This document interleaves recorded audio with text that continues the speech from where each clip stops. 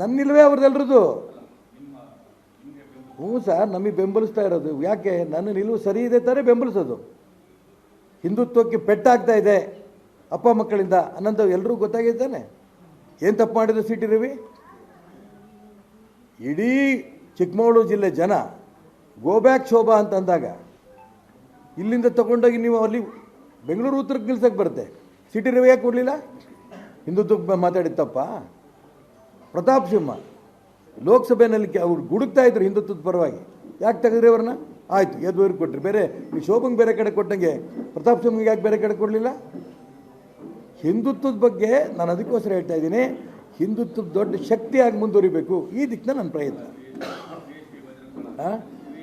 ನಾನು ಹೇಳ್ತೀನಲ್ರಿ, ಹಿಂದೂ ಸಂಘಟನೆಗಳು ಬೇಕಾದಷ್ಟಿದೆ.